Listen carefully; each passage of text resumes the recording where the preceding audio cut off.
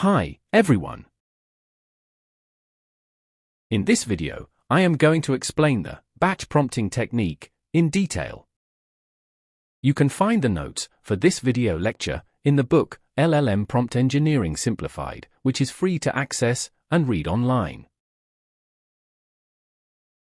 Batch prompting involves submitting multiple prompts to the chatbot in a single batch rather than individually. This prompting technique is often used when dealing with a large volume of similar tasks or queries. This speeds up the response time and also ensures consistency in the generated responses. This is because the model processes all prompts in the batch under the same context and state of knowledge. Now, let us see how batch prompting works.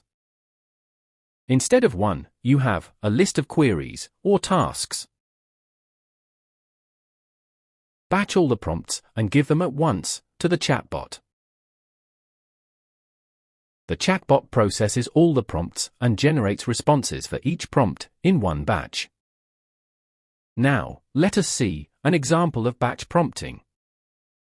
Assume that you have to generate product descriptions for different items. Instead of using individual prompts, which will consume a lot of time, you can use batch prompting, having multiple prompts. This will save a lot of time. Here is an example prompt for batch prompting.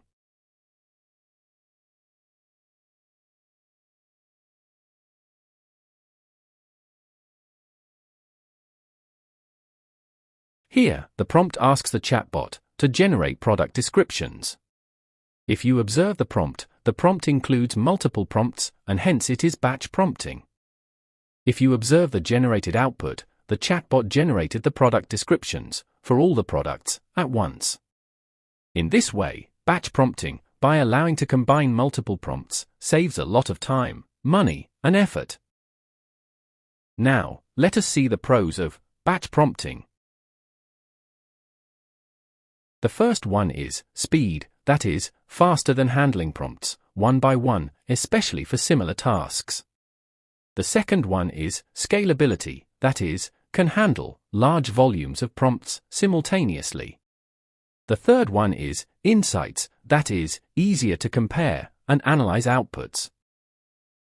Now, let us see the cons of batch prompting. The first one is less control, that is, generic prompts may lack nuance for individual cases. The second one is error amplification, that is, shared errors can affect the outputs of all the prompts. The third one is limited tasks, that is, suitable only for tasks which are similar in nature. To summarize, if you have a bunch of similar tasks, you can use batch prompting to send multiple prompts in one go to save a lot of time. I hope you find this video informative.